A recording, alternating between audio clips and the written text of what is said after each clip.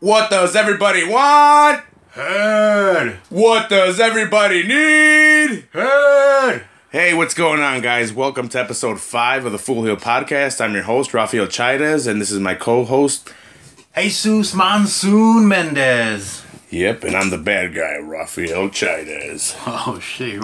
I get 2 intros. Yeah, I'm the bad guy, dude. Oh shit! Yeah, that's Full Heel right there. 2 intros. Yeah, I love fucking Razor. He's the best. You're getting that heat. And let me tell you something, Chico. This Cruiserweight Classic, hey yo. Yeah.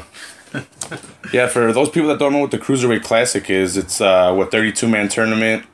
I think 10 weeks long, and it's 16 countries are involved. Yeah, it's like a regional. Well, not regional in the sense of like they go all over the place, but like they get guys from all over the world that are cruiserweights. That are world known. Actually, some of them I don't even know. Yeah. But yeah, and then like this weekend did the round 1 of the tournament. So, yeah, I think this was like the 5th week into it already, so we're pretty much halfway into it. Yeah, week 5, and that's the end of round 1, and it was a badass week. Oh man, dude, they all have been. Maybe week 3 was kind of a dip a little bit. It was still good, but compared to the other weeks, it's. I gotta be honest, I don't remember a whole lot. I do. I think it dipped at 3, but it came back strong, especially with these last couple of fucking fights. What did you think about them? I thought all the matches that were on there were pretty good. The second match that was on there was a Noam Dar versus Gerb Sira. Yeah. I thought that match was a little weak. The crowd was really quiet. They clearly were not into it. There wasn't a lot of chemistry between the two guys. And to be honest, I kind of tuned out a little bit. I'm surprised Sira didn't advance. None of the brothers did. I'm surprised neither of them advanced. Yeah. That was kind of weird. Yeah, but I mean, as performers on their own, they're good. I like them. I think they should get looked at once everything's said and done. But in this particular outing, I did not like this match. Yeah, they opened it up with Rick Swann versus Jason Lee. Yeah, awesome match. Jason Lee is awesome. Oh yeah, Rich Swann is fucking. He's got a lot of charisma. Yeah, and a lot of flash. Yeah, he's been in NXT for a while. Mm-hmm. I don't think he's actually made his on-screen debut in NXT, but I know he's been. I think I've seen him, but I think he jobbed to somebody. Okay. I think I might have seen him. I'm not sure. But this match totally showcased Rich Swann and what he could do and what he's about. Oh yeah, fucking. He was a badass. He was wearing pink shorts, right? Or pink trunks. I don't know. I think so. Yeah, I think he was. Jason Lee was. He works for Ho Ho Lun in Hong Kong. That's another guy from China. He was in round 1. He won. He advanced in round 1. Yeah, Ho Ho Lun. You remember who he beat? I forgot who he. Daivari. Arya Daivari. Yeah, he beat Daivari. Yeah, he beat Daivari to advance, which we thought was a bad decision. Yeah. But it's surprising here that they don't have another guy from China going over. Yeah. But yeah, I guess they gave that spot to Ho Ho Lun because they come from the same promotion where Ho Ho Lun is the promoter. And Jason Lee just works under him as a performer. I like that Jason Lee had got out there incorporated into his Yeah, he almost had like a Bruce Lee-ish vibe to him. Yeah, I liked it. I liked that a lot too, actually. Yeah. I wouldn't like to see them versus Swan because either one of them is a good advancement in my opinion. Yeah, in this case, if Jason Lee would have gone over because I don't know if you remember, but I originally said that Ho Ho Lun probably went over because they're trying to break into China. Well, if they would have used Jason Lee with that same purpose, I wouldn't have minded him so much in this case as opposed to with Ho Ho Lun. So we like Jason Lee over Ho Ho Lun. Yeah, definitely. All right, so we already talked about Sira. Yeah, to recap, it's not the best I've seen. No. That match was kind of... Yeah. Jack Gallagher versus Fabian... I don't know his last name. Eichner? All right. Yeah. I looked at Gallagher and I'm like, man, this guy's got a cool look. I looked at him and I'm like, since when the fuck is Conan O'Brien fucking in the WWE? When did he... They're pulling everybody. They're pulling everyone. The Shaq's going in there. Fucking Ronda Rousey, Conor McGregor. Well, I heard Triple H is cutting weight as a late entrant to the Cruiserweight Classic. And he's pegged to win the whole thing. Yeah. I like Jack Gallagher a lot. Yeah, this was another showcase of that British Smash Mouth style that we saw from Zack Sabre Jr. What would you peg him as? Is a babyface? Because he got beat up a lot of the match and then came back and won, and the crowd was a lot. They were behind them.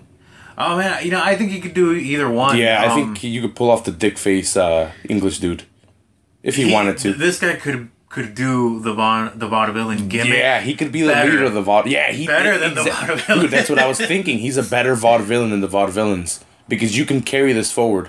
It's a hipster now, a little bit, I guess. Yeah. Not so much like, we're from the past. Well, that's the thing. Like, I never fully understood the vaudevillain's gimmick. Like, are they hipsters? Are they time travelers?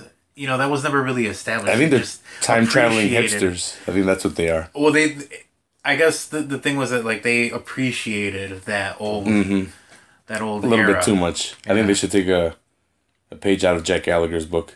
Yeah, but Daniel Bryan loved Gallagher. Yeah, I think everyone did, dude. He was awesome. Even his trunks, they were like weirdly striped with like purple and blue and green. I know I said before that I want to see Zack Sabre Jr. win, but I think I'm kind of starting to lean towards this guy. I had never seen him before this, but just he's got a look to him, and he can go. All right, then the last match was Johnny Gargano, I guess they call him Johnny Wrestling, versus Tommaso Ciampa. Yeah, the Johnny Wrestling thing, I assume that comes from, what's his name? Johnny Manziel? Yeah, does it come from him? You know how they call them Johnny Football? Yeah, I'm not 100% sure. I'm probably wrong, but I assume that's what it comes from. This was an awesome match. It was badass. I know in the past I've already picked my favorite match in the Cruiserweight Classic. I don't even remember what it is at this point, but this is definitely my new favorite match. I picked Ciampa as my dude kind of in the beginning and Lince. Yeah. And I think Ciampa, I picked him in episode 1. He's out. Yeah, but he put on a badass match. He beat the shit out of Gargano the whole match. Yeah, this match, it told an awesome story. Yeah. It was a story of like, I don't know if you saw in that little like the little vignette they ran before the match, and it was something they kept saying something like Johnny Wrestling isn't done or something like that. Mm-hmm. Well, that's essentially what this match was. It was a thing where like he was beating the crap out of him, and Johnny Wrestling wasn't done until he beat him. Okay. And I love how the match ended, where Tommaso Ciampa was like, "Fuck this, I lost, I'm leaving."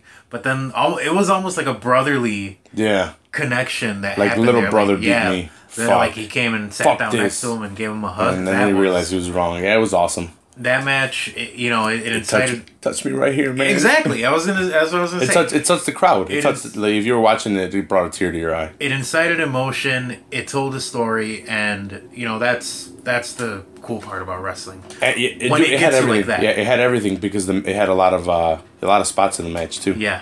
And then at the end, it fucking totally.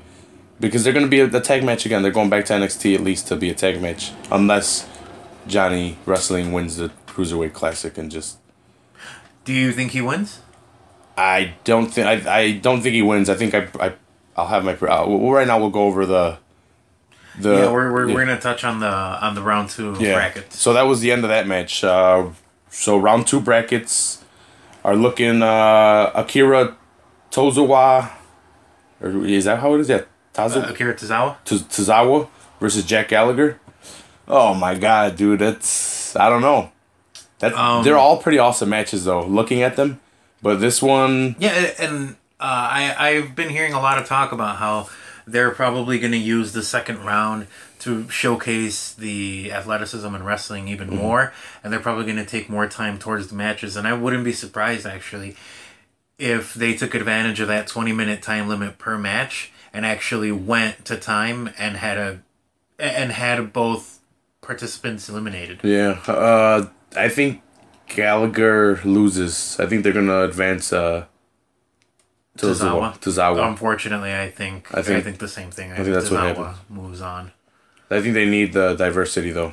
But yeah, Gallagher is somebody that they should look at once everything's. I like Gallagher over Sabre Jr., but I think they're going to give Sabre Jr. the push over Gallagher to the next round at least. I would be happy if one or the other won it. Yeah. Next match after that would be Gran Metalik versus Tajiri. Tajiri's not going to win. No, Tajiri's not going to win. But that's going to be an awesome match. Yeah, unless Matalik's mask falls off and then... Yeah, like the first round. Yeah, like it did in the first round. Yeah. And then Ho Ho Lun versus Noam Dar. I think Ho Ho Lun wins. Do you think he wins? Yeah. I think that they're making him the babyface underdog, little scrawny dude that makes it at least to the semifinals. Yeah. Yep. And again, it's probably a political reason. Yeah. Because dude, he's tiny. I think, was he smaller than Gallagher?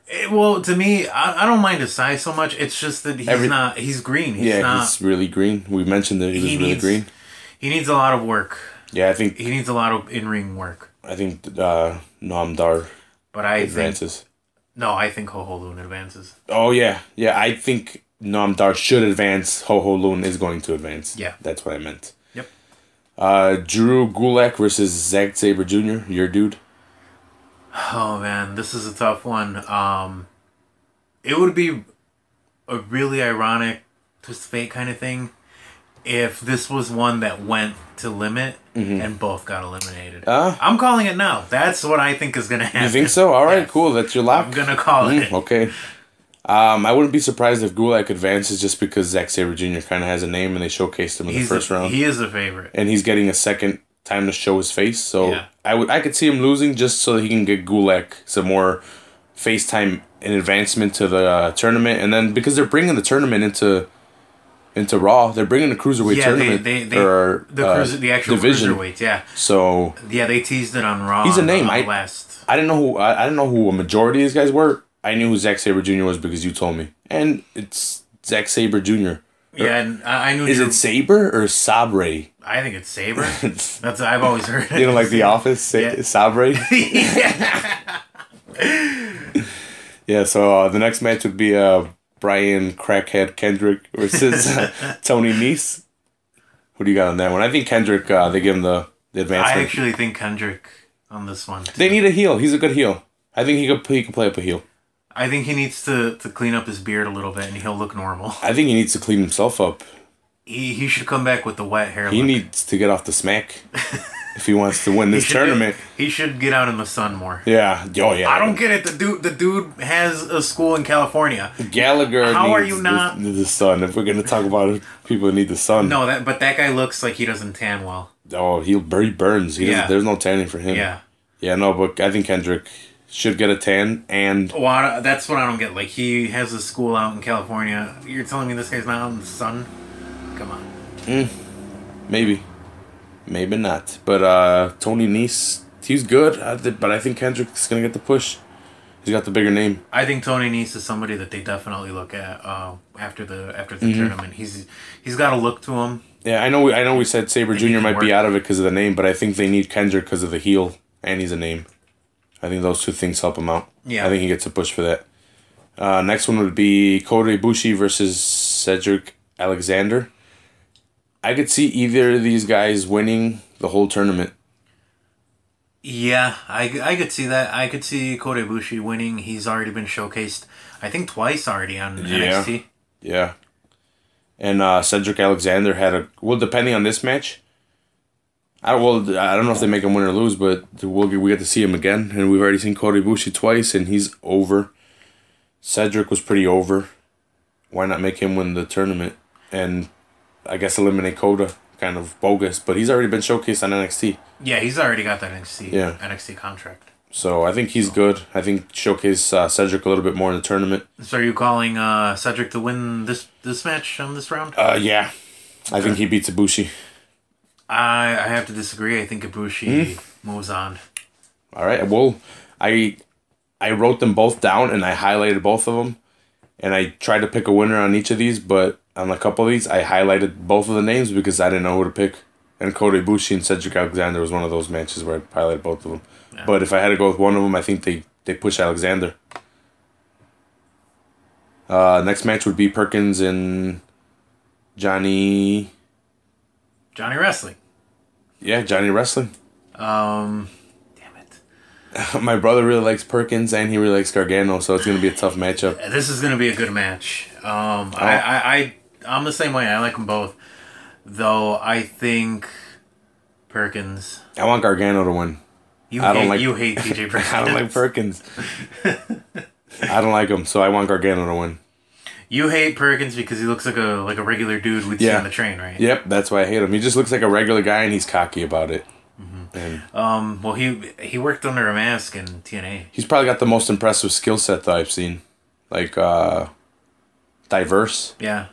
Hey, that'd be something in V1. Yeah. I wish he had the mask like you were saying he had in yeah, he was in TNA. What is it, Suicide and then Manic? Yeah. I wish he had a gimmick like that, but I guess he wanted to showcase his face. Yeah. That's his whole gimmick. And then I guess since I picked two in the beginning, I had Ciampa and Dorado, and the last one is Dorado versus Rich Swann. Fuck, man. Oh man. I think I highlighted both of them because I didn't know who to pick. Fuck. I want Lince Dorado to win, but Rich Swann had a big fucking pop. I think Lince goes forward. Lince? Yep. I hope so. If I had to pick one, I would pick Lince. And that's going to be round 2 for the Cruiserweight Classic. I don't know, because I know I said this last week on last episode. Like, I don't know how they're booking it. So I don't know what kind of consideration they're giving guys that they have from other promotions, and what kind of consideration they're giving guys who have NXT contracts. So I don't know like how they're booking around that. Like, are they going to push guys that already have NXT contracts and eliminate guys that don't? I can't tell. I can't tell because I don't even know who is, other than like Gargano and Ibushi. And I can't tell because I've been missing a lot of NXT. Yeah. To tell you the truth, I've been trying to watch it, but I don't know why maybe I've been losing interest because I watched it right after the Cruiserweight Classic. Well, here's the thing: it's been a lot of filler the last 2 weeks. I think that's what it's been. And they're trying to build to Bayley, Asuka. Well, no, they're trying to build like all their programs to take over. Samoa Joe versus Nakamura. What, 2 weeks? Yeah, I think so, something like that. Yeah, and they're trying to build all that. What do you got to say about NXT? Just it was a bunch of filler. It wasn't all a bunch of filler. This week's episode was a lot better than last week's. This NXT started out with Hideo Itami making his return. Do you know him? Yeah, I saw this match, and they had the Samoan guy that was in the Cruiserweight Classic. Yeah, Sean Maluta. Yep, he debuted. I'm glad that they're taking a look at him and bringing him up to NXT. I think there's a lot of potential there. When he did his match for Cruiserweight Classic, I thought it was a good showing for him. I thought it was a good outing. And it was no different here. Yeah, like I said, I think there's a lot of potential there. And I would like to see him on the main roster in like maybe 2.5 years, somewhere around there. Mm-hmm. Maybe bring him up with the Usos or with Roman or something. Because, I mean, there's that lineage right there. Yeah. But 4-way stable right there. Yeah, what I hated... Samoa World Order. The Samoan World Order. Bringing Samoa Joe. Yeah. Fall 5. Yeah. Well, he's not related to them. But... Yeah, but they're Samoan. And they all do the haka dance. Oh haka, oh haka. Oh, crazy Samoans. Yeah. And then they get Mark Hunt. And then they do Mark Hunt versus Brock Lesnar this is for WrestleMania. This is what it's all building. Yeah, WrestleMania 33. Mark Hunt versus Brock Lesnar, baby. All juiced up. Get these all steroids they want because they wouldn't be on the contract under the wellness policy, blah blah blah. Yeah, I think it came out that Brock wasn't subject to testing from WWE because he's not a full-time competitor. Yeah, so that's awesome for him, I guess. He gets to fucking do all the steroids he wants. And that's probably why he Suplex City everybody. I'm gonna come back to that in a second, because there was something interesting that I read about. Mm-hmm. Oh, yeah, Brock Lesnar's testing. Yeah, we're still on NXT. What did after the Samoan match was Samoa versus Itachi? Here's what I didn't like about that match. When Hideo Itami had to go away for his injury, it happened like in a parking lot altercation, they called it, and somebody took him out. They never said who it was. I had heard rumors that they were going to build the story to be, Finn Balor took him out or Kevin Owens took him out. But now that he's come back, neither of those guys are on the roster. And they pretty much said, somebody took him out in the parking lot. It was probably Kevin Owens. And then that was it. That was the end of it. I hated that. Probably Kevin Owens. Yeah, I hated that. Maybe, possibly. I hated that. I hated that, you could have built something up. Yeah. You could have had... This is lazy writing. Yeah. Lazy writing. Give me a chance. You hear me, Vince? Give me a chance. I'll write you something crazy. Yeah, and then there was no resolution to it. This guy, it was basically, he was injured, now he's back. But, I'm glad he's back. I liked him when he came in. And, I'm glad he's back. Next match was Mojo Rawley and Chris Atkins. Throwaway match. Joe came in and attacked Mojo Rawley. Joe was cutting a promo saying how if William Regal wasn't going to give Joe any notice before he booked him in a match, he wasn't going to give Regal any notice before coming out and interrupting matches. Why is Mojo on NXT still? That's the thing. Well, here's the thing. Like Joe was cutting his promo and then out of nowhere, Mojo Rawley comes out and gets him from behind. What? Yeah. Why didn't he attack Rusev then the other day? He just went and yelled in his face, but he's going to attack Samoa Joe? Mojo, yeah. Fuck that guy. That guy's so inconsistent. I don't like that guy anymore. I never did, actually. I'm not a big fan of him either. If you think Kendrick is on Smack, this guy's got to be like on Coke or something. Coke or meth. Yeah, one of the fucking... No, it's definitely Coke. But then, this kind of got me thinking, and it was like, man, Joe's got it out for Regal. I would love to see a Regal versus Joe match. Yeah, that would be pretty cool. Yeah. Yeah. Yeah, maybe you can keep this feud going somehow until the takeover at WrestleMania and have it there. Yeah, because, Nakamura's probably going to win the title. Yeah, Nakamura's probably going to be champion. You don't make Regal win the title, so it would make sense to have Regal versus Joe. Yeah, versus Joe. Maybe what happens is Nakamura suffers his first loss, gets fucking another match right away, wins it. Samoa Joe gets mad at Regal because that's not fair. I had to work for mine. And this guy, he brings over fans from Japan and he gets 2 title shots right away. I had to go to the bottom of the fucking ladder and work for mine. Boom. Feud with Regal.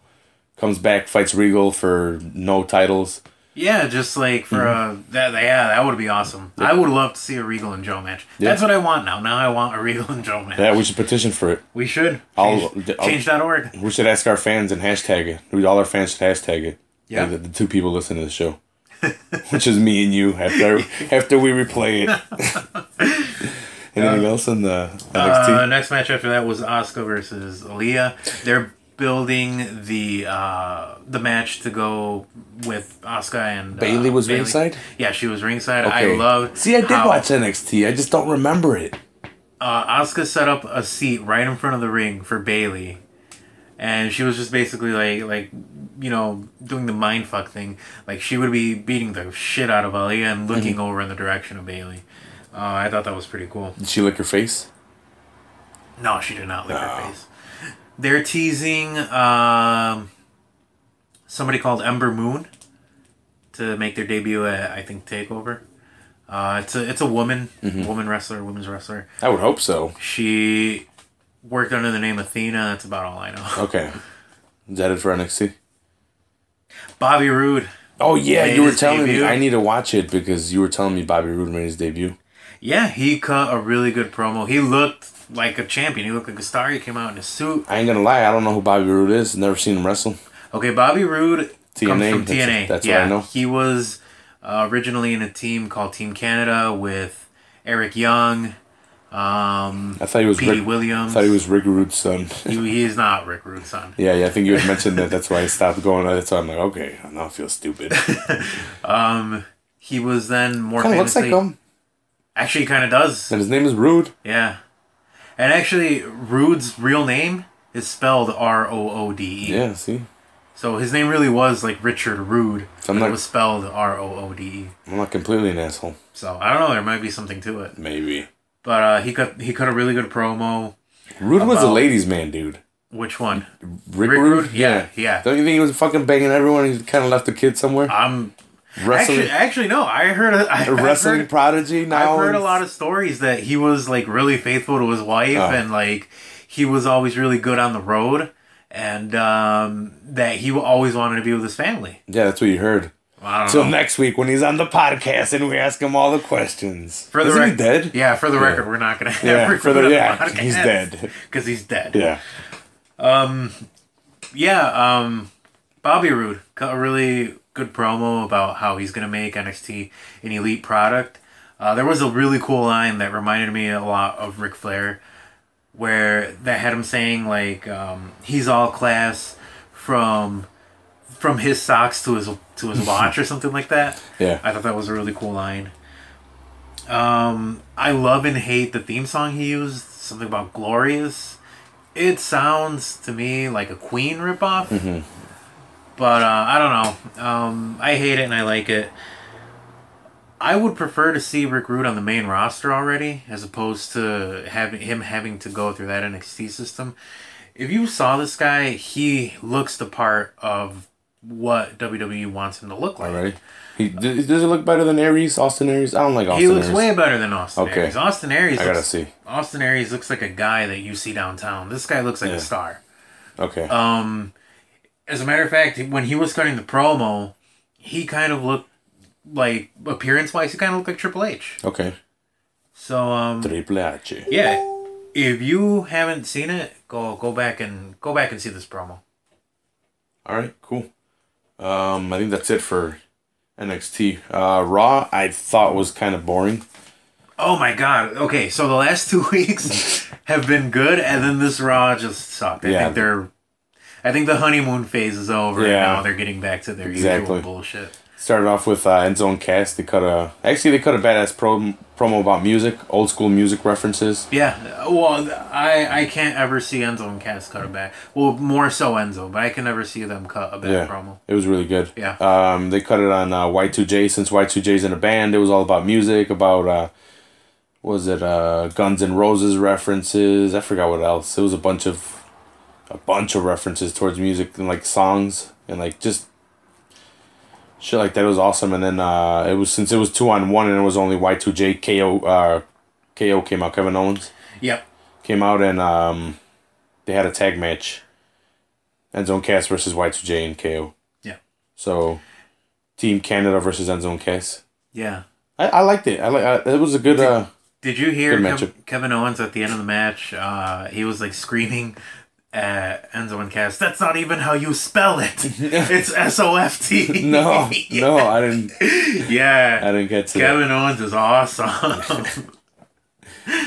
Yeah, Kevin Owens is fucking badass. I love catching when he yells at people while he's wrestling. When he yells at them during the match, it's hilarious. Yeah, this is essentially what he was doing, except that like they were walking away. When he told Dolph that the sleeveless thing was his thing, he's like, "Hey, sleeveless thing is my thing." You're not supposed to hear. Well, I guess he does it, so you do hear it, but like he's not mic'd up or anything, and you kind of hear it. You're like, "What was that him?" It's just fucking hilarious. Yeah, he does it all the time. That's his thing that he does.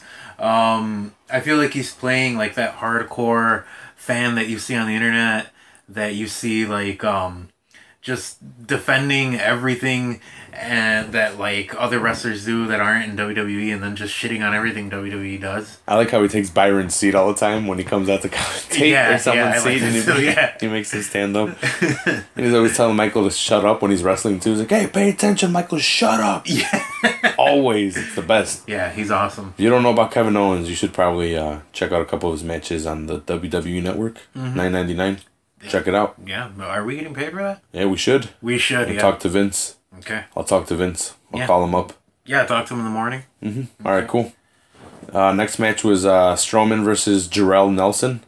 Yeah, I didn't like this particular outing of the jobber match. I prefer the jobber match when it starts with the guy already in the ring. As a matter of fact, that was always the joke.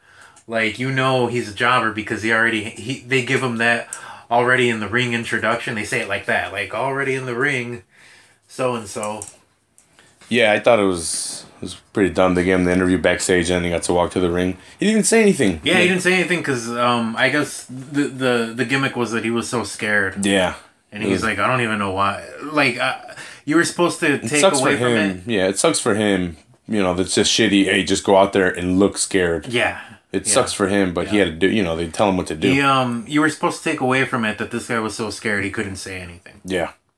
Which is bullshit. He's no Ellsworth. Yeah. From 2 weeks ago. That guy was awesome. He looked like a dork.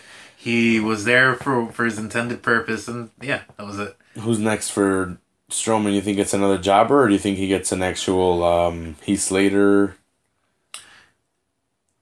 The dude that got a job for the 3-man band last week. Jinder Mahal. Yeah, did you notice there was no Jinder Mahal this week? Maybe he's gonna job next week to Braun Strowman. Maybe. I think they're gonna build it up to where it's like they're gonna have a regular main roster guy be like, well, you know, I'm gonna take on the Braun Strowman challenge this week, and you know, if I win this, that, and the other.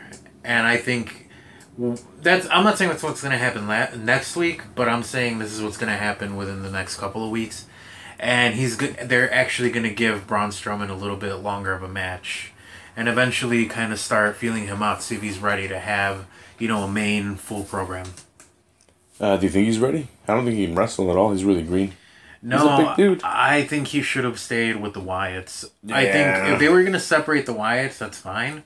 They should have separated Harper and Rowan. And they can wrestle, yeah. Yes, they both can wrestle, and they're big dudes. Why don't you do that? But they want Strowman's bigger. Let's give him the put. It makes more sense to have Strowman and Bray, and the two tag teams that were a tag team stay together. I don't know why they did that. Yeah, and then just have Strowman be like Bray's muscle, and then, you know, work with him until he's ready, and then, you know, eventually separate him. Evil Diesel and Shawn. Come on. Kind of like that. Yeah, exactly. Come on. Although I'm pretty sure Diesel came in knowing how to wrestle. Yeah. Do his thing. And then Diddy was there. Diddy cut a promo because I guess he's doing the soundtrack for 2K17. Yeah, that was an awkward interaction. Yes, very. He was saying how it was basically to promote his tour. Yeah. With not too much of a Diddy fan, I don't even remember. O'Neal versus Darren Young was the match after that. What did you think of the rematch, O'Neal versus Darren Young? In terms of tag teams that are partners or were partners and are now facing each other, this was no Ciampa and Gargano. No, not at all. It's a story that you could easily tell between two tag team partners that are no longer tag teams. They phoned it in. It's a little phone in. They gave up. These writers are really...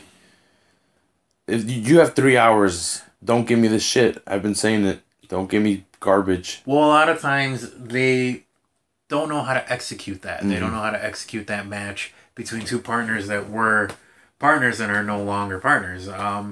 You can look at matches like the Hardys, you know. I'm not talking about the Final Deletion stuff. I'm talking about their WWE matches that they've had, where it was one Hardy versus the other. Or you can look in WCW with the Steiners, where it was Rick versus Scott. You know, not necessarily the best outings, not necessarily something the crowd wanted to see, and I think this is what we're seeing in this case. Yeah, and then Seth cut a promo, but we could come back to that because he cut a promo, and then Finn cut a promo later on in the show. They had matches in between that. They had Sheamus and Cesaro. I think it was a rematch from last week. Yeah. Because Cesaro had won. Yeah, Cesaro won last week. For some reason, last week there was actually something at stake. There was a potential title shot at stake. I thought they did it again, didn't they? No, this week there was no time. There was nothing at stake. It was a rematch for some reason, and now I'm starting to think these two guys are gonna fight every week until probably SummerSlam and be a pre-show match. I will give Cesaro credit for bringing out what may be the best in Sheamus. Yeah, they have pretty good matches. They have very good chemistry. Yeah. And I guess it's because I've seen Sheamus do worse. Cesaro's the athletic dude that's strong as shit, and then Sheamus is the big dude. He's a big brute force guy. Yeah, and Cesaro's not just that. He has a lot of strength, but he's very athletic. And I think Cesaro carries the match. And I think that he can bring out a lot of good in Sheamus. And, seeing that, I can see that if Sheamus... I feel like he's gotten comfortable. And he feels like he doesn't have to try. Gotten comfortable as a heel? Just gotten comfortable in at general? his job, yeah. Just a wrestler? Yeah. Not a champion, Just the guy. And I think sometimes that can be a bad thing. Sometimes you need that fresh coat of paint. And while at first I was kind of excited to see him come back from injury, and he came back with the mohawk and the beard. Now that's kind of like, okay, let's get a new coat of paint. Let's bring out some of the better qualities as a wrestler in you. Yeah. I agree. I 100% agree. Cesaro won again. Yeah, he won. But weren't there implications that if you won this match, you got to face Rusev later, or am I making that up? No, that was from last week. That was all from last week. Because then who did Rusev face at the end? He faced Cesaro but that was because he won last week. And what was at stake last week was a future title shot. Which was yesterday's title Yes, shot? which was yesterday's title shot. And was the Sheamus Cesaro, what if Sheamus won? Was he going to get a title shot against? No. No, it was just a match. No, and the fact that you're asking me all these questions tells me that this whole thing makes no sense. Yeah, because and it doesn't. I watched this whole thing and I was taking notes the whole time, and it doesn't make sense. It doesn't make sense. Why? If last week what was at stake was a title shot. It just don't make no hands. Yeah. Make no hands. Yes, and for some reason they're facing again. And the way that title match between Cesaro and Rusev ended, it tells me they're, like I said, they're going to have another match. It's going to lead to SummerSlam, and it's going to be on the pre-show. And it brings stuff full circle, because what led to the match between Cesaro and Rusev was that Daniel Bryan was on the show, and he was saying how Cesaro was underutilized. Well, here you go. Here he is being underutilized, being on the pre-show at SummerSlam facing Sheik. You know what we need? The cruiserweights. They need to get implemented already into Raw so we can not have stupid matches like this. Yeah, with nothing at stake. Yeah. Matches that we saw the week before that had something at stake, and now this week it's the same thing and have nothing. Yeah. Next match. Dudley Boys versus Neville and Sin Cara. It was Sin Cara, right? Yes. Sin Cara's Raw. Kalisto Smackdown. If you would have seen him, you would have thought he was Sin Cara Black. Yeah, right. Or Sin Cara Dark. Mm-hmm. Taking in the footsteps of Pentagon. Yeah, to tell you the truth, I kind of zoned out there in this match because it was blah. Yeah, there wasn't a whole lot to this. I think they're going to start planting seeds for like a separation between the Dudleys. What happened in the match was that... Well, you only say that because you didn't see Bubba Ray's solo work in TNA as Bully Ray. I saw very little of it. Which was awesome, with the Aces and Eights thing aside. Yeah. Yeah, the match ended with Neville and... What's his name? Sin Cara. Mm-hmm. It ended with them winning because of a miscommunication between the Dudleys. I think one got knocked into the other. As Sin Cara and Neville are walking away, you see Devon, up on the ring talking trash, and you see Bubba Ray give Devon a very dirty look, meaning that, they might be planting those seeds. Which, you know what? If it means that we get a heel run from Bubba Ray, I don't mind it, because he was very good at being a heel in TNA as Bully Ray. That means shit for Devon. He ain't gonna do shit.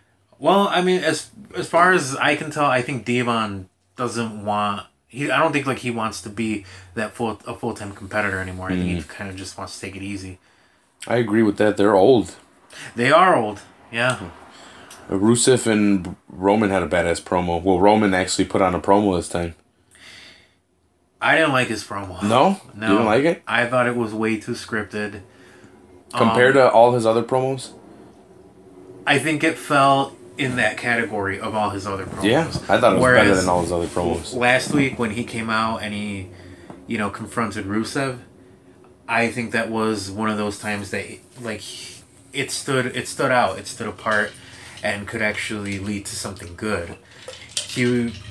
That kind of put the implication that maybe he was going to be running from the patriotic side of things, like, hey, you know, why are you U.S. champion? I'm American. I should be U.S. champion, and I'm gonna fight for America. And I just came back from some kind of wellness policy, but I'm gonna show everyone that I'm the American hero. That's what this story should be built around. Yeah. Not around Roman Reigns making dick jokes at Rusev and throwing cake on Lana. Yeah. I like the Rusev Roman angle. I think it's good for Roman. It's definitely good. Take some heat character rehabilitation. Yeah, exactly. Sasha versus Dana Brooke. Sasha won, right? Maybe. This match had implications that if she beat Dana Brooke was banned from ringside. If not, it was a handicap match. Yeah, okay. I remember this match because I watched the match. I just don't remember who won, and I wrote down everyone else who won except this match, and I think it was Sasha. The reason this match got made was because Sasha went to Mick Foley and she's like, hey, I want a match with... Or no, she said, my match with Charlotte at SummerSlam, I want it to be a handicap match. Which is completely retarded. Yes. Why would you want a handicap match in the first place? Hey, I want it to be 2-on-1 because if she's going to be ringside and there's a chance she might cheat, I'm just going to make her cheat. Yes. By her being in the ring. Instead of saying, have her banned from ringside. Yeah, exactly. Because it just doesn't make sense. She could have come in here and be like, hey, I want a match against Dana Brooke, and if I win, she's banned from ringside. Not it's a handicap match. She could have even done that, yeah. It does, again, it just don't make no sense. Yeah, if she would have went in there and said, hey, I want her banned from ringside, and Mick Foley would have been like, well, you know, I can't do that, but I can make a match between you two. Yeah. Yeah. And then, which technically, if he really is, you know, the general manager, he could do that. He could ban somebody from ringside. I'm guessing Sasha won because why would they make it a handicap match and make her lose right away? Like, right away? Yeah, that's true. You know, Sasha's a champion. You know, you don't want the champion to get pinned, even though we've seen it plenty of times before where a champion gets pinned and it makes him look like an idiot. Zack Ryder? Yeah. Is the only person I can think of offhand. Well, no, I'm talking about like in non-title matches. Oh, okay. But there's been other people, but yeah. The Finn promo after that? Yeah, this was a pretty cool promo because he talks about like Irish mythology and the lineage of where his name comes from. Pretty much told Seth he was going to kill him. Pretty much. Yeah. What I really liked about this is that he told the story of who Balor was. And Balor is like the most badass demon in Irish mythology, and like if he opens his eye, the world ends. And what I liked about it a lot is that he tied his demon character to it, where he's like, yeah, you know, when I become the demon Finn Balor, this is who I channel. This is where the demon gets his energy from. I really like that. Dude, I really love his whole, that. Yeah, dude, I don't know why. Well, I do know why, but Finn Balor's a badass. Yeah, he is. At first, I kind of wanted to resist it, but I couldn't. The demon. And I had to embrace the demon. I'm surprised because I had to grab the demon's dick.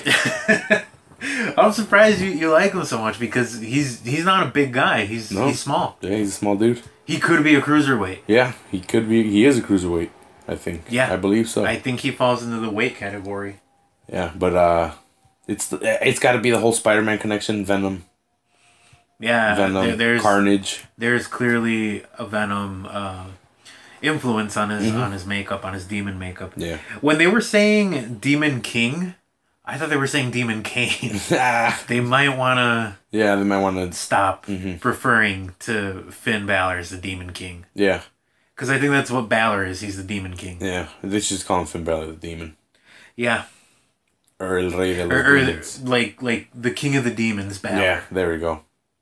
And then after the promo, they had the New Day versus... oh, no, they didn't have the New Day. Who was it? Kofi versus... Gallows? And Anderson? The big guy? Oh, it was Gallows? Was it the big guy? Yeah, I don't remember. I think it might have been. Well, it was one of them, and the club won. Yeah, Gallows and Anderson cut this promo. Like they were doctors. They were doctors. They snuck in a lot of dick jokes in there about how they incapacitated Big E. Yeah. How they have his balls in the jar or something. Yeah, something like that. Ring postitis. Yeah. I don't know. I liked and I hated it at this time. It seemed it seemed, I don't know, it seemed a little immature. But I guess that's kind of what they're going for. I hope they drop the broski thing. I don't think they're going to drop it, or the ski to everything. No. I found that kind of annoying. Well, I think that's what they're going for. They're going for that annoying frat. Yeah. Bro. Yeah. Ish. Shout out to my frat. Yeah. Omega Delta Phi, but I hate frats. But shout out to my frat, though. Fuck everyone else. Yeah, no, they have that broski brother thing. Not brother like Hogan, but you know. Yeah, I think that's what they're going for. That annoying. Yeah, the annoying white guy bro thing. Oh yeah, definitely. Yeah, but Gallows won, or Anderson. I forgot who it was. Yeah, they were gonna try to give Kofi a case of ring postitis, like they did with. And then Woods came out.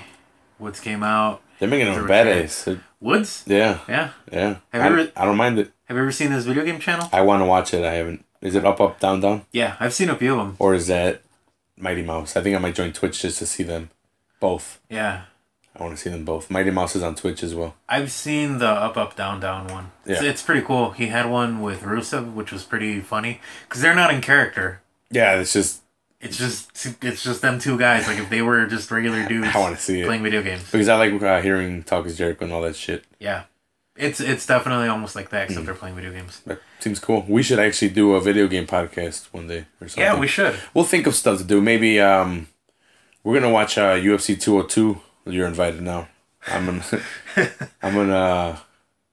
And if you have your mic, and if I get a splitter, and if I invite a couple friends, we can have like 3 people on the mic. Yeah. And you just tell all the other people to shut the hell up while the fights are on. If they don't like it, they can lick my asshole. I have a bidet. Nice and clean. I just won't invite that many people. It'll probably just be me, you, Frankie, and Nero, and Jose. And I'll just tell Jose and Nero to shut up, and we can interview Frankie.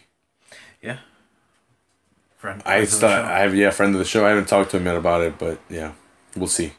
He's the bass player for the Rewrites. He's a band. This is their invite. Yeah, it's his invite. I don't know if the other 2 guys will want to do it. One of them's really quiet, and the lead singer, well, he's singing all the time. He'd be better. I don't know if he wants to ruin his voice, though. Oh. He's got to protect the vocal cords. Oh, well, just have some tea ready for him. Yeah, we'll have some tea and crumpets. Here at Full Heel Studios. Yeah, the Full Heel Studios in Los Angeles, California. 123 Gimmicks. Yeah, 123 Why does he say Los Angeles? I don't know. But I like it. Maybe it's a Texan thing. Yeah, probably. Last match was Rusev versus Cesaro. Mm-hmm.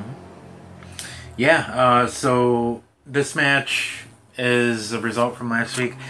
So what happened was that Mick Foley had Daniel Bryan on because of the cross-pollination between Orton and Lesnar. Talk dirty to me now, cross-pollination over there.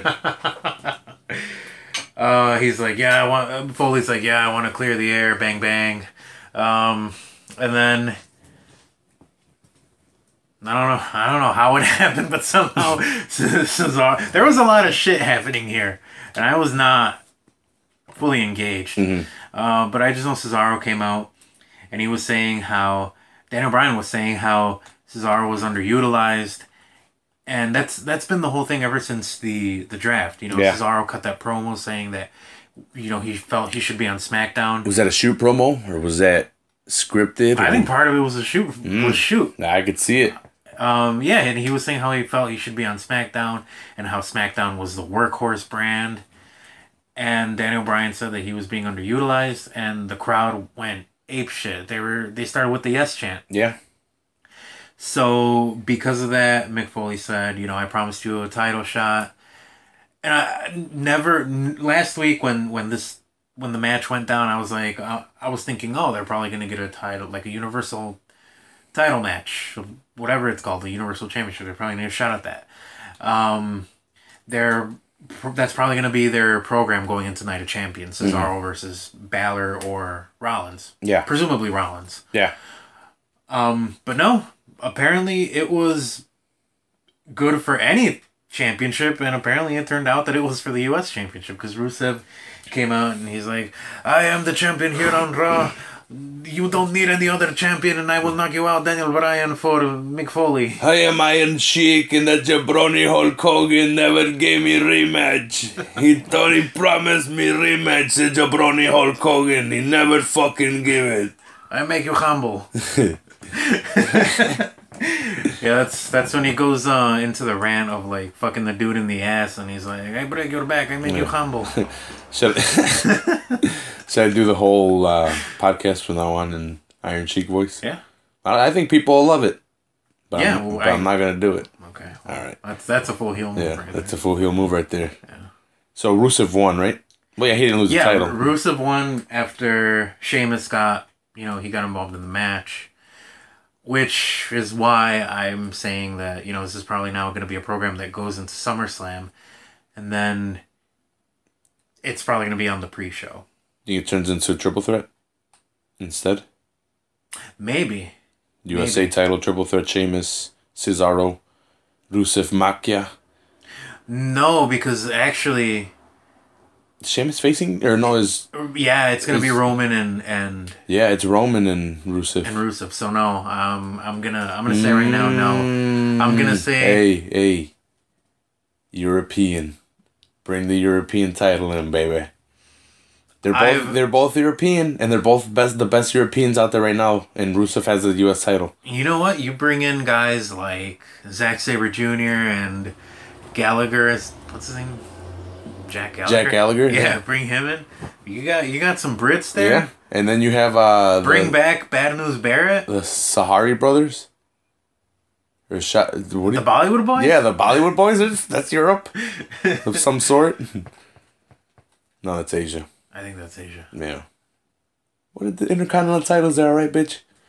Well, on that line of thought, though, I think if they're doing the Universal title on Raw, then and this is covering the whole universe, they should have the Intercontinental title. I don't like it again. And then have SmackDown be more of a regional thing where it's like, oh, okay, we only have the United States Championship. It should be SmackDown title and Raw title. Well, that's what I was saying last week. And they should be their own brands. Yep. They shouldn't even be on one day after the other. Nope. One should be on fucking Friday live. Yeah. And the other one should be on Monday live.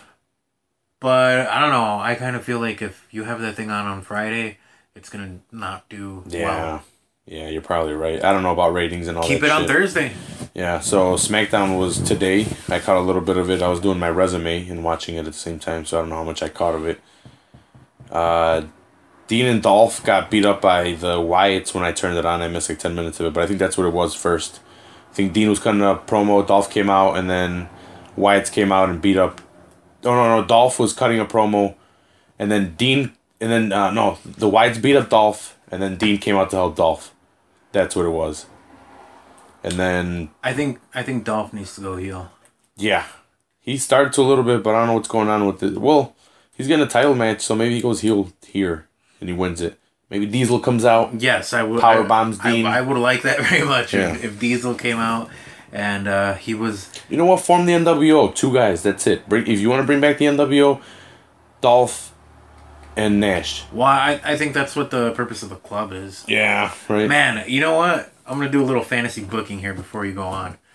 What I would do with the club is I would bring back Hogan and Hall.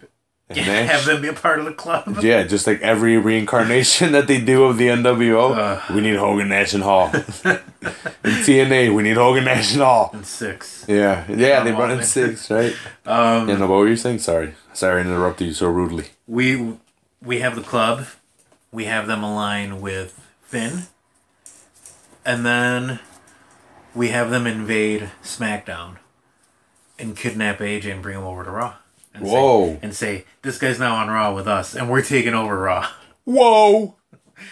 That's crazy, but it might work. I'd love to see that. Yeah, why not? It's something different. It's a new era. Yeah. We stole your dude, and he wants to be over here. Yep. What are you going to do now? Do something about it. Yep, and then they can spin that off until, AJ can fight his way into Raw. If he beats, some guy, we'll release him from his contract on SmackDown, and you could put a whole program on that. Are you done with your fantasy booking? For the time being, yeah. Okay. Dolph kicked Dean by accident trying to help out while in the scuff of things after he came to help him out. And they're going to have a tag team match later on at the end of that's the main event. The match after that was Eva Marie. Yeah. Did you see that? Yep. That's where dude, it's dumb as shit what they're doing. What are they doing? Again? Okay, don't make no hands. That's going to be the fucking here's the theme of this podcast. Here's what they're doing. They know that Eva Marie is not over. You know, she gets booed every time. She can't do a whole lot in the ring. But for some reason, she's on the main roster because she's hot.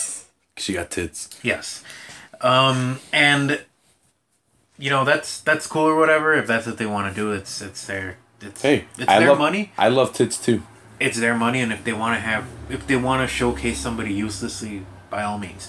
But they know that they have something they can't. They know they have something that looks good, but that doesn't run well. You know, it's all show and no go, basically. Yeah. And rather than showcase her in a way that is going to make her look bad and further get heat on her and get hate from fans on her, they're trying to find creative ways to have her not be in matches but still have her out there. Yeah, so last week she had she had some kind of injury. Yeah, and then this week she had a wardrobe malfunction of some sort. Yeah. Stupid. Yep. So this prompted Becky Lynch to be like, I want to face somebody this 2 weeks in a row. So Alexa Bliss came out. Mm-hmm. Someone who's not all that much better than Eva Marie. But yeah, she's good looking though. She's good looking. There's not a lot of promise in the women's division on SmackDown. No, I heard they're bringing the belt though to SmackDown for women, for las mujeres. We're gonna touch on that in a second. Yeah, Alexa Bliss, she won with her Sparkle Splash, or what is it? I don't even know. Something splash. I wouldn't be surprised if that's what it was. I think it's something like that, where she does like a weird moonsault, like a backwards moonsault, like a sideways moonsault. Yep, I've seen it. Yeah. I don't like it, but I've seen it. Yeah. I forgot who came out and helped her, and she did it. Or someone came out and interrupted, and then she took advantage and did her move and pinned Becky. Yep. Well, what's her name? All red all the time? Eva Marie. Yeah. Eva Marie came out and... there we go. And Becky got... She took the advantage. Yeah, she's like, hey, what's that? And then this girl did something to the Sparkle Splash. I think that's what it's called. I'm calling it the Sparkle. No, it's not the Sparkle Splash. Someone does the Sparkle Splash. I think it might be the Sparkle Splash. But anyway, yeah, she won with that, and because what's her name got distracted. Del Rio versus Orton. Yep. That happened. It was an okay match. I think Del Rio is regretting signing with WWE for 3 years at this point. Well, they put him in the League of Nations. No, he came in first. He was with Zeb Coulter, which made no sense. Yeah, that didn't make sense at all. Cue it up. Don't make no hands. Yeah, don't make again. I don't know. It up. You know what? It makes sense on this behalf because they gave him the U.S. title, but I don't think they knew how to structure it to begin with by putting Zeb Coulter with him or Zeb Coulter. Well, they knew that he left because he slapped a guy who said something racist to him. Yeah. So WWE, I think, is like, hey, look, we're not racist because we're putting a guy who was racist on screen in Zeb Coulter and a guy who got fired wrongly for being for standing up for himself. So, you know, WWE, we're all good here. Rio's got to play the good heel, and they'll probably put the title on him again. They need a good heel to take the title, but then you got KO, and you got people like that taking over. But he's not on SmackDown. But you got people like finally, it looks like Bray Wyatt is gonna get a push after their Dolph. I just feel like Del Rio's coasting, and I feel like he's regretting signing for 3 years. Yeah, look who came out of the League of Nations a winner. Rusev. Yeah. Yeah. Well, Barrett's out. To be fair, he had that lengthy U.S. title. Oh, yeah. And then Cena's the only one that stopped him. Then, Del Rio hit Orton with a chair? Yeah, he hit Orton with the chair for the disqualification. Yeah, so Orton won. I gotta give it to Del Rio, though, because I think he's dating Paige. Yeah, good for him. Did she get suspended because of a tit pic?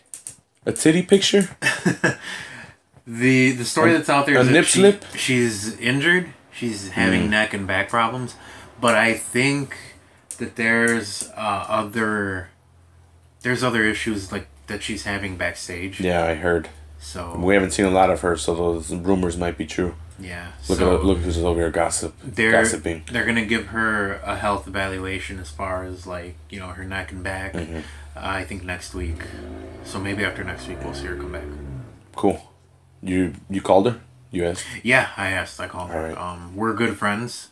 She's a fan of the show? She is a fan of the show. Cool. I personally send her the link every week. Cool.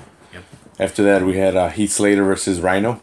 If Heath won, he's fighting for his job. He's trying to get his job. Yep.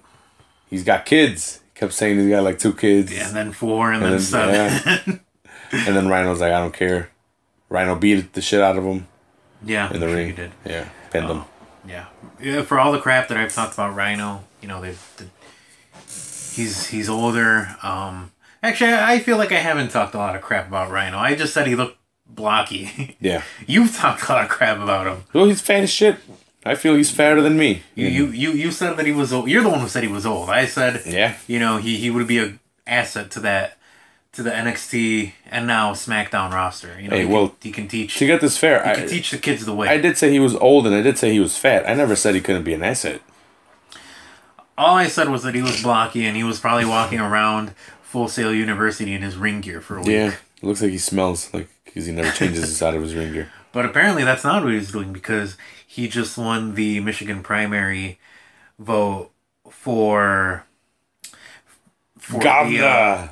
For the Michigan House 15th district. Get down before I spear you. As a Republican. So he's not gonna be a governor? No, he's just like I think like he's on the ballot for a seat in the House. Okay. Yeah, well 15th district. Good for him. Hey, yeah, good for him, man. I was thinking that he was walking around deranged around the Winter Park, Florida area in his ring gear. Deranged, that's right now.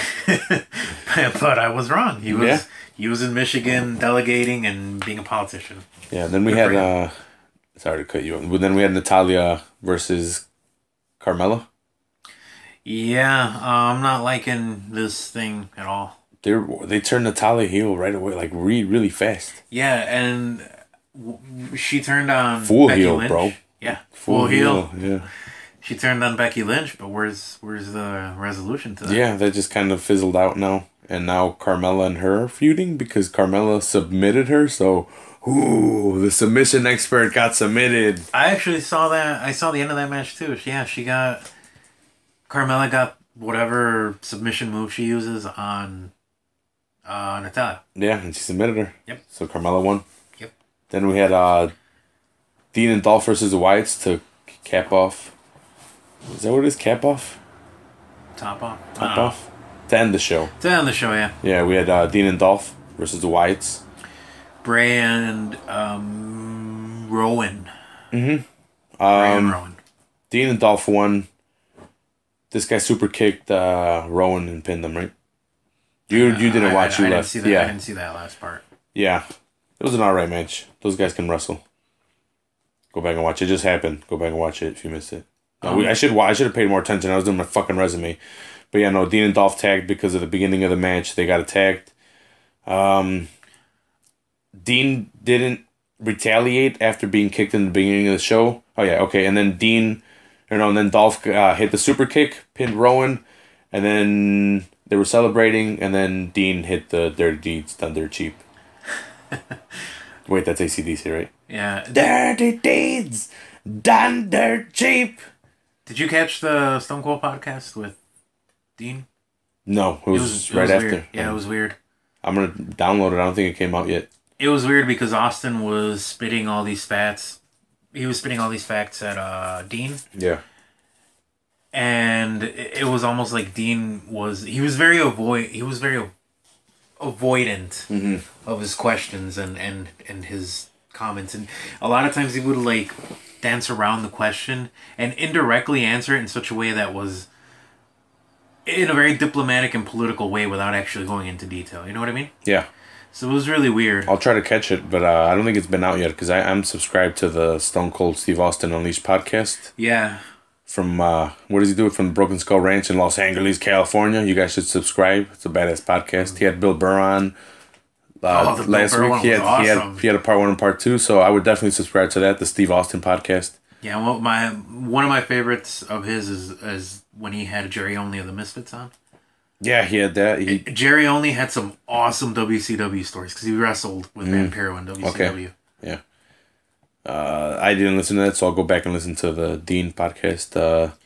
So one of our friends asked us, well, he mentioned that Gigante Gonzalez. Do you got anything on Gigante Gonzalez? He died, right, of like a heart issue?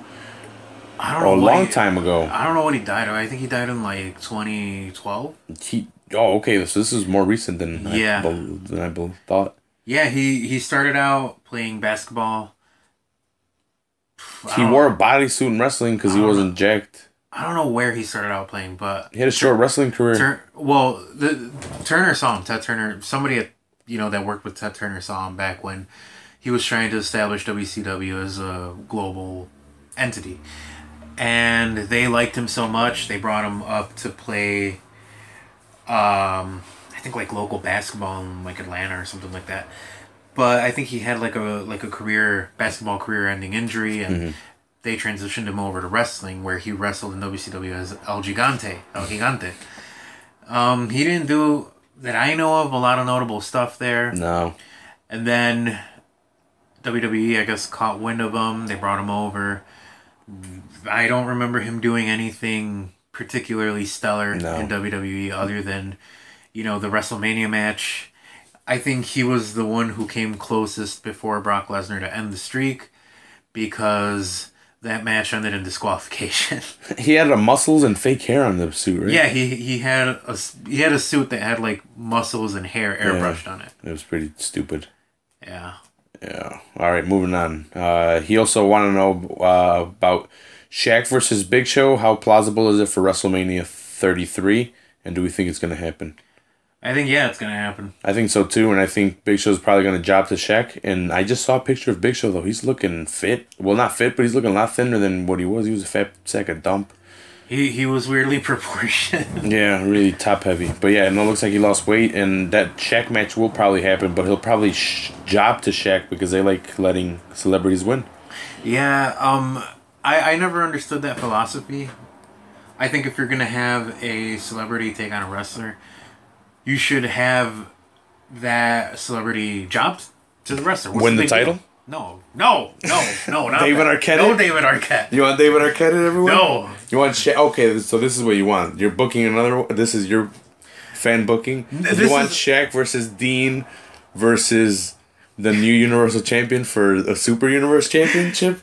Is that what you want? Well, we can make, and I love the name AAA uses for their champion, the WWE Mega Champion. The WWE Mega. All right, cool. Well, that's your booking. No, I definitely love that name, though. Yeah. No, but I think Big Show jobs to him. Do you remember when they did the match with the guy from Arrow, and Cody Rhodes was kicking his ass? No. I wasn't around for a lot of the Cody Rhodes era. I came around. No, this was pretty recent. Oh. Yeah, he had a match with the guy from Arrow. I don't remember what his name is. Oh yeah. Okay, now I remember what you're saying. And they had the match, and Cody Rhodes was kicking his ass, and I'm like, yeah, see, this I like because it's believable. It was Stardust. Yeah, Stardust. I was trying to picture Cody Rhodes. No, it was Stardust. You're right. I'm sorry. But I was like, this is believable because you want the big wrestler to be able to kick, an actor's ass. Yeah. So I think that philosophy should be applied to the Shaq and Big Show match. We'll see what happens, but I think Big Show jobs to him. Unfortunately, yeah, you're probably right. I want to get your thoughts on Broken Matt Hardy. I think that's one of the best gimmicks that Matt Hardy's ever done. Well, I'll give you that. It's the best gimmick Matt Hardy's ever done. Because it's working. I get it, and I know what it is, and I'll take it for what it is. It doesn't mean I have to like it. Hey, if you don't like it, you don't like it. Exactly. I like it because... I understand what it is. But here's what really pissed me off. He was on Jericho, and Jericho starts off the podcast by starting it off by saying, I don't know what this character is. I don't think it's a gimmick. I think it's really him, and I think he's just broken. Did Matt Hardy do the... He didn't break character the whole time. He was in character the whole time. The whole time. And I kind of like that. It's a throwback. And every time he mentioned Jeff, Brother Nero. Yeah, he did. Deletion. He kept doing that. And that's all he did. And he didn't break character. And Jericho supposedly went to an undisclosed location. And this guy, it started off with him playing the violin. So Jericho walks into the place, talking to himself and knocking. Was Senor Ben Hameen there? He talks about him, but no. I love Senor Ben. He talks about green beans and all the weird shit, but he didn't break character, and they prefaced it by saying that he thinks he's really broken, that it might be real. And I'm like, fuck you, Jericho. Don't try to put that in my head. Don't put ideas. Don't try to tell me what to think. See, I like that a lot because it's a throwback to back in the day when people would actually protect the fucking business and not break kayfabe. I would have liked it better if Jericho wouldn't have said shit and Matt Hardy didn't break character. Mm-hmm. I would have gotten it just the same impact. But Jericho saying this might be... Putting a disclaimer. Yeah, putting a disclaimer. I didn't like that. Don't put shit in my head beforehand. I don't like that. That's kind of him pushing the agenda rather than letting the gimmick push itself. Yeah, letting it flourish by itself. Yeah. I like it. I like what he's doing. It's getting over a lot better than Jeff Hardy when he was Willow. I'm not gonna lie, I kind of like it. It's starting to grow on me, little by little. If you give it time and if you listen to it more and how dedicated he is to it and he won't break character. Yeah. More importantly, though, to me, I'm looking at the bigger picture. It's bringing a lot more eyes on TNA, and it's putting TNA in a different direction. Competition's good. Cinematically, they're leaning more towards something like that of Lucha Underground. Mm-hmm. And it's getting a lot more eyes on the product overall. And I'm somebody who, back when TNA was good, I enjoyed it. I mean, TNA was never really, like, good. Yeah. But there was a time where it was watchable. Mm-hmm. Maybe even now. With AJ and Mojo and all that shit, and they had all the good guys. Yeah. Maybe even now it's getting to that point where it's a little more watchable, but I haven't seen it in a long time. Yeah. But I point of all this is I don't want TNA to fail. Mm-hmm. I want them to be around and I want them to succeed. And I think the broken Matt Hardy character is bringing a lot more eyes, and that's going to overall help that product succeed and get over. Yeah. So that's why I like it. Yeah. So Connor's been fucking with the WWE guys, and the WWE guys have been tweeting at Connor. Super pissed. Yeah. I loved Roman's response. Yeah. But so I was listening to Ariel Hawani's MMA Hour today. You should download and subscribe. I was listening. It's a pretty good podcast. And he did the honors for Ariel, man. Put him over. Yeah, it was all right. I like listening to other fighters, I guess. You know, he just asked questions. You can't really hate him for that. But what was I going to say? Yeah, he said that he was baffled by why all the wrestlers took the bait. How are you baffled? That's their job. They have... When you call them out, it's their job to, as wrestlers, to be like, I'll beat you up. Oh, let's settle this in the ring, you tough guy. That's what they do. That's their job. I don't think they were taking it seriously. I don't think they were taking it seriously. I don't think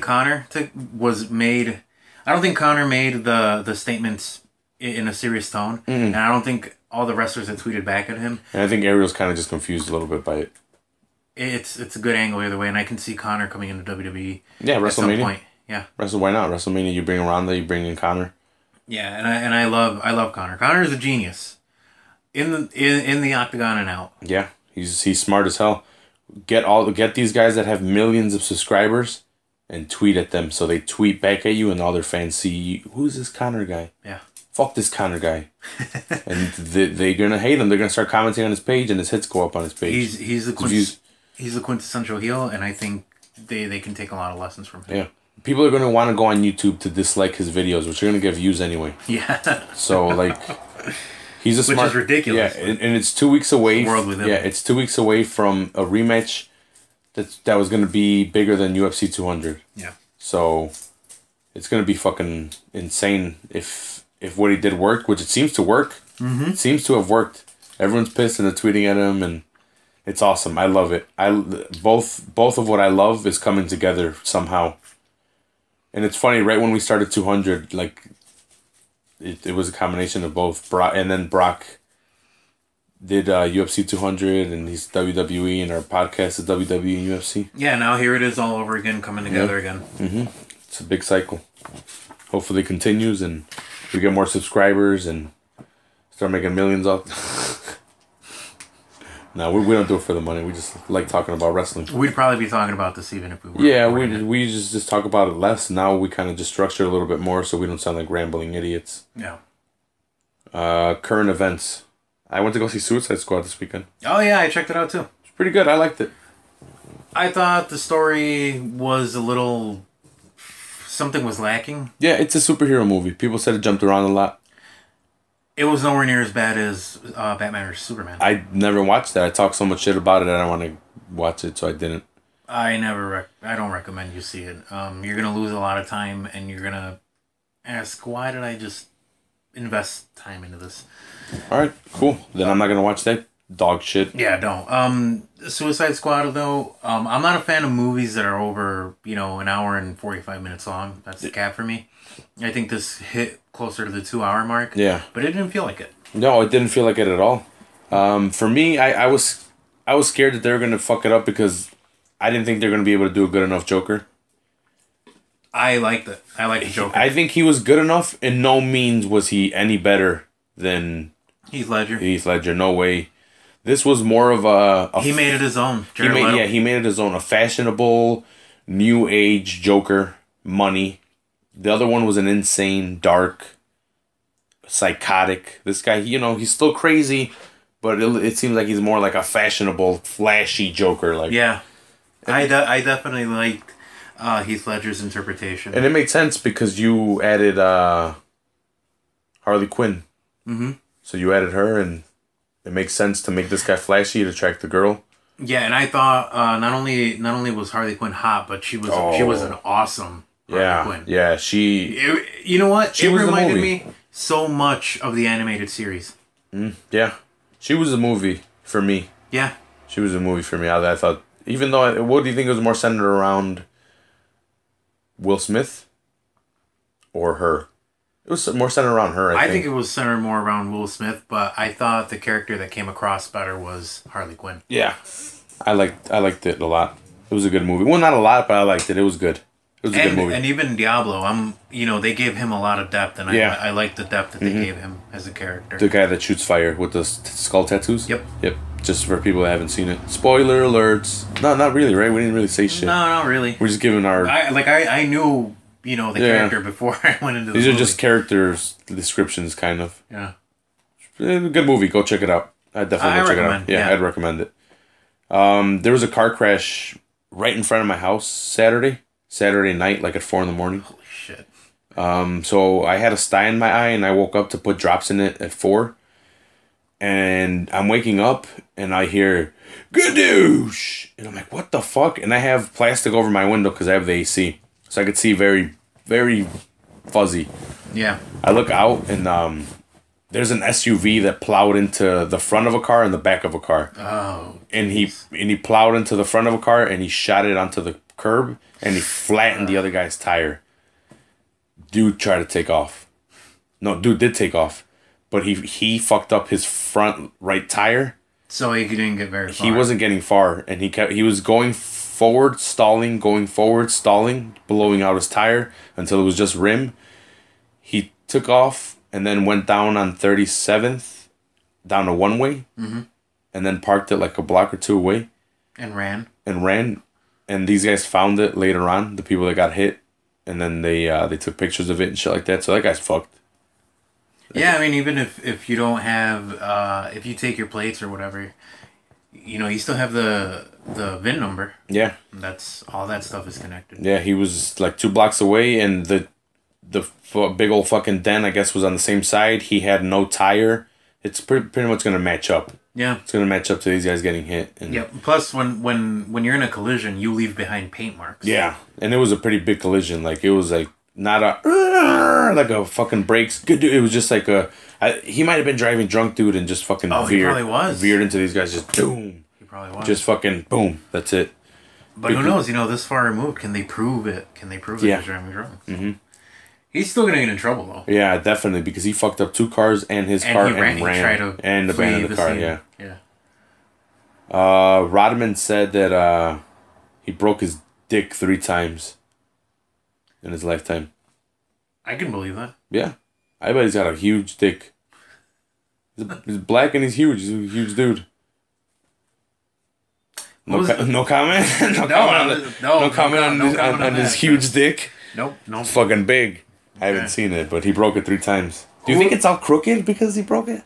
I don't know. I was gonna ask. Like 3 bends? Is that why he's the worm? Is that why they call him the worm? It's gotta be. Why did they call him the worm back in the day? He probably broke his dick early on. I was gonna ask, who was the MMA guy who broke his dick? I don't know. War Machine? Was it? I think it was. He's the one that sleeps with a porn star. That's the only guy I could think of that story would have come out. I'm gonna get back on this. You think it's...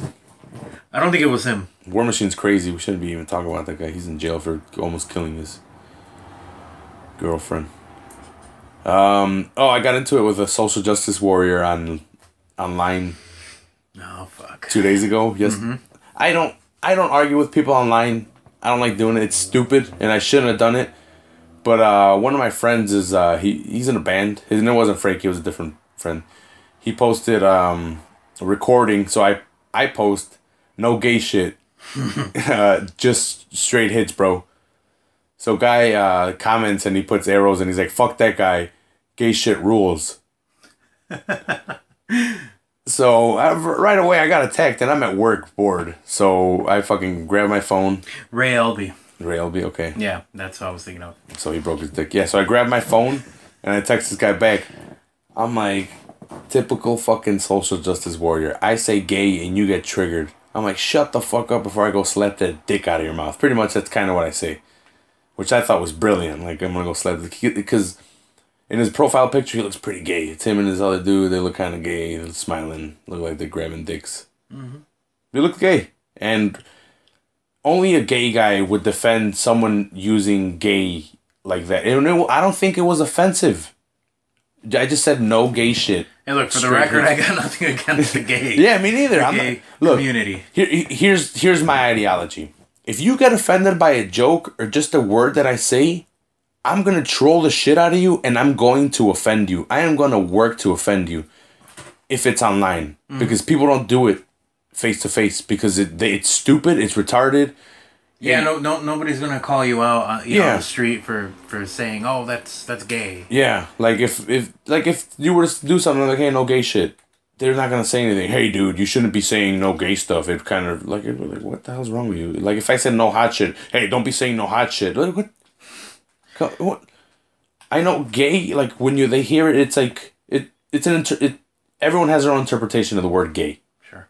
So if you think it's bad, then you thought it was bad. What if I said no gay shit, no happy music? Just straight hits, bro. Yeah, what if I didn't mean it like that. I meant in the negative. Hey, no gay shit, bro. No faggy stuff. You know, because it's a joke. What if somebody said like, "Oh man, I'm living in a 2-bedroom apartment with 5 other people," and somebody else said, "Oh, that's so Mexican." Yeah, right. It was like 2 white guys talking.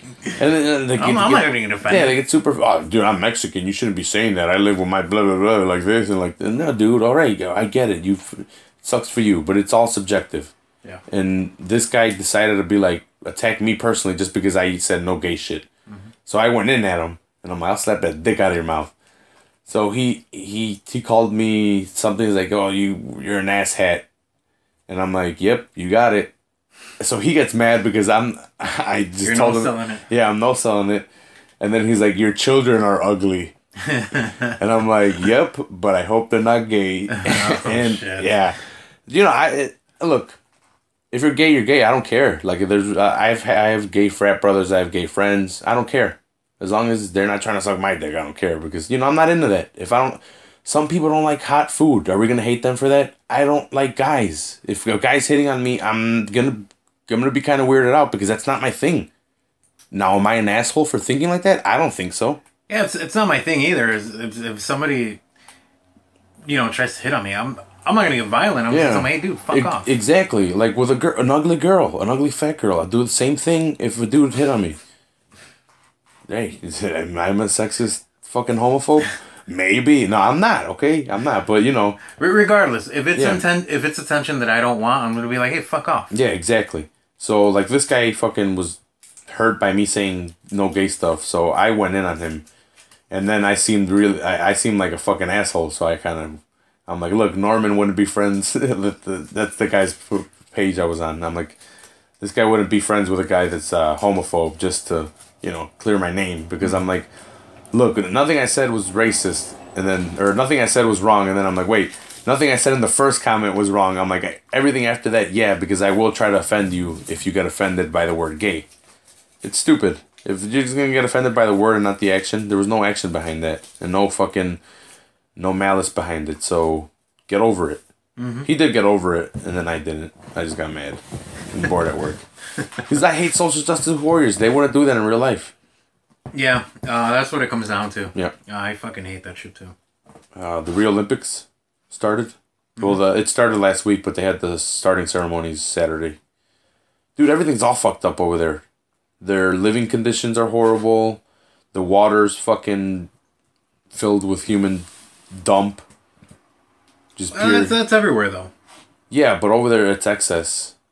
And they're fucking athletes, and it's supposed to be I guess, that's what they signed up for. Hey, look, I recommend this really interesting article from Vice. Or it's not an article, it's a documentary. From Vice called You Don't Know Shit. That's all I'll say. Yeah, the basketball players rented a yacht, and they're living off the shore on a yacht. Because they don't like the living conditions. You know what? If they can do it... yeah, it's NBA players. If you have the means to do that... It's NBA players. Exactly. They're the only ones that can, no one else. They have the means to do that. I'm not going to judge them. Yeah. And anybody who does is a hater-ass motherfucker. Yeah. I'm not going to judge that. No, me neither. UFC or MMA next. We could talk some shit about that. Talk shit about them. In kickboxing, Rico Verhoeven's going to face Barda Hari. Mm-hmm. I don't know if you know who they are. Right now, Rico Verhoeven's the heavyweight champion of Glory, I believe, or the kickboxing associations. And Barda Hari's gone to jail a bunch of times, but he was heavyweight. He beats the shit out of people. Yeah. You argue with him, he's going to beat the fuck out of you. He's a kickboxer. He doesn't take no guff. Yeah. Did you just say guff? I meant shit.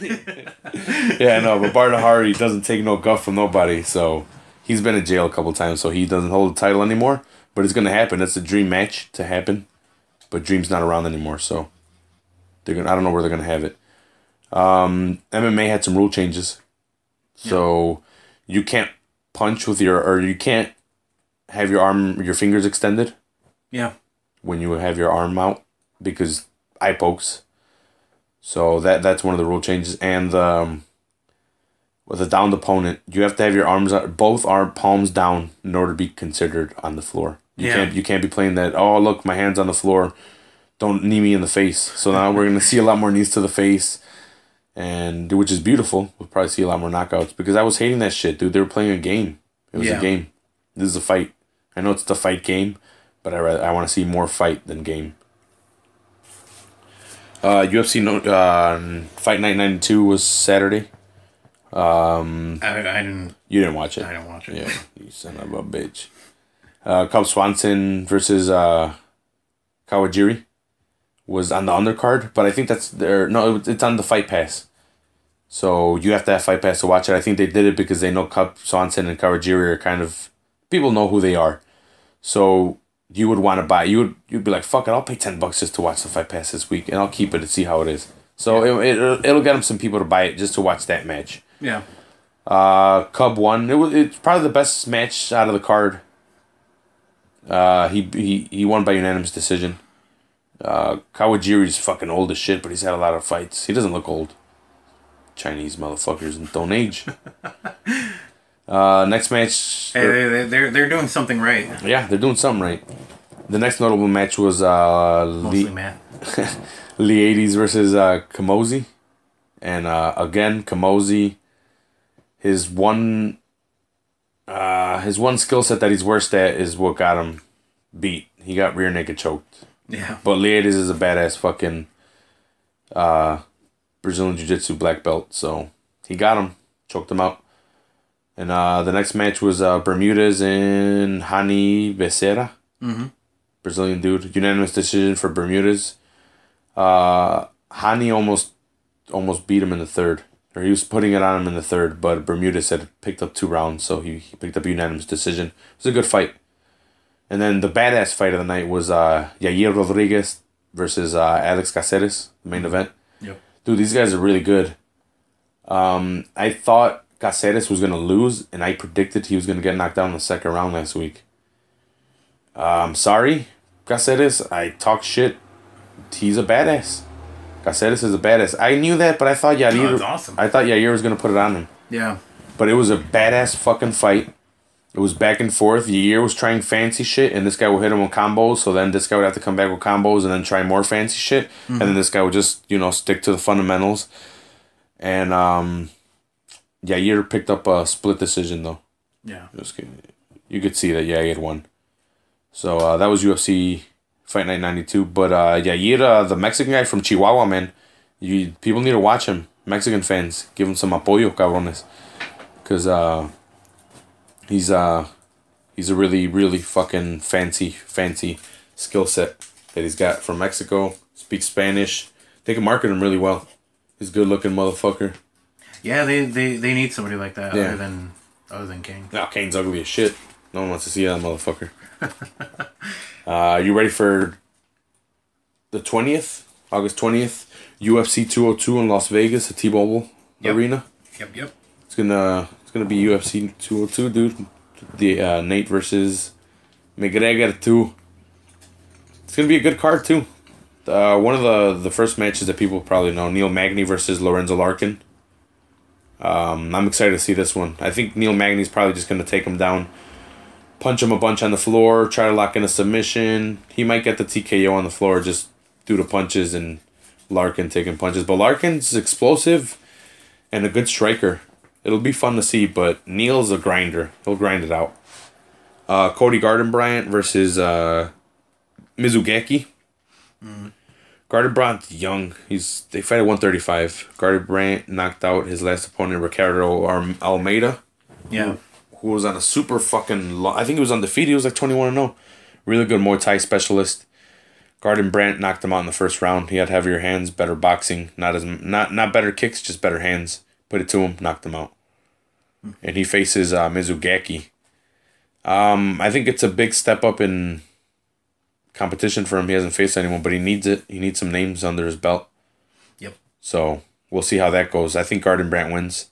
I think he clips Mizugaki and finishes him on the floor. Then we have Cowboy Cerrone. Dude, this guy fights every fucking week. Yeah. Dude, he's like every week. Yeah, he's fighting. Every fucking fight card. Every 2 fight cards you hear Cowboy. And not like different cowboys. It's Cowboy Cerrone. He's fighting Rick Story. Rick the Horror Story.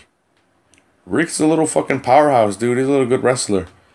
But I think Cowboy is gonna avoid the takedowns and strike this guy. And I think if he stays on the outside and kicks him a bunch, 1-2 kicks, stays out, good footwork, I think he can beat Story.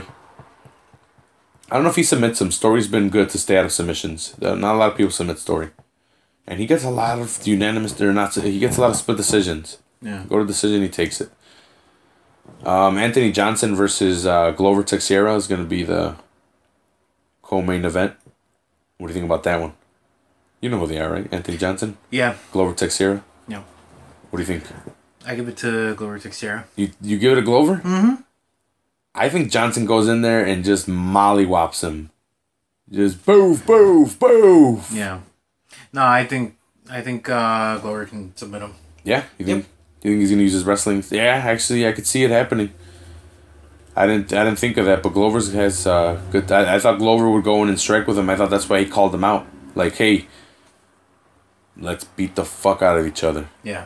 But I could see Glover being like, ha ha ha ha, double leg. Bitch, I got your back. Yeah, take him down and then submit him. I could see that. I didn't think of that. But I still think Johnson wins. And then the main event, Diaz versus McGregor. Who do you got, dude? This is bullshit. Diaz is underdog on betting sites. Yeah, I can totally see that because it's McGregor. He lost. He got choked out. That doesn't mean anything. What do you mean? It means he lost. Yeah, but I mean... It means if the referee wasn't there and Diaz didn't let go, McGregor was dead. Yeah. No, but I could see this kind of, him coming back. And yeah, to tell you the truth, I could see it going. But I would still see Diaz as a favorite. A slight favorite. Or even. Make it even. I know it's close to even, but McGregor got choked out and Diaz had 1 week to fight. Yeah. 11 days. Something imagine like now. that. But I think now it's going to be like, that kind of thing of like, fool me once. I'm not going to let it happen again. So it's going to be shame on McGregor. That's what I'm saying. You're going to be fooled twice. I don't know. I could see McGregor tagging him if he's smart. This is one that's going to go 50-50, I think. Yeah. I mean, for me. And I like it. I'm not going to pick anyone because I like both of them and I like MMA. But, well, I guess I will pick them. I think Diaz wins. You still give it to Diaz? Yeah, I still give it to Diaz. Okay. I have to. He won. The first one. Yep. You got anything else? Yeah. Actually, I got a few more topics here. So, got a question. What do Joey Styles and Ryback have in common? They both got fired by WWE? Well, to be fair, Joey Styles got released. Ryback went home and never came back until his contract ran out. Yeah, Joey Styles is gone. He's no longer under WWE contract. He was the voice of ECW, the original voice of ECW. At one point, he was doing the solo man commentary. Now I know what you're talking about. Okay, I read that yesterday or something like that. And then he came back, did Raw for a little bit until Jim Ross came in and took over for Joey Styles, and then he went and did ECW when WWE decided to relaunch ECW. He went and did that from I think like 2006 to 2008. What does everybody want? Is he from originally? Is he originally from ECW? He's right? He was an ECW guy. Okay, yeah. Yeah. Okay, so I'm not retarded. No. And then Joey Styles got made the digital media, like the vice president of digital media or something like that. And it came out, I think over the weekend, maybe Monday, that Joey Styles had been released. There's no reason out yet why. He did almost like a shoot interview, but still it was with WWE. But he did almost like a shoot style interview where he was somewhat critical of Roman. He wasn't even critical of Roman. He just said that the reason they like Roman is because he's somebody that moms like, and if moms like, or rather that kids like, and if kids like them, the moms are gonna see him and be like, hey, that guy is hot, and the moms are gonna like him, so he can get that demographic. But it's not like he was critical or anything like that. But yeah, they let him go. He can. I don't know what he's gonna do. He can maybe podcast. He can get offers to do indie shows, or he can voice Japan. There's still plenty for someone like him to do. But it's a big loss to WWE, I think. I don't think that's somebody that they were using to their full potential. Yeah.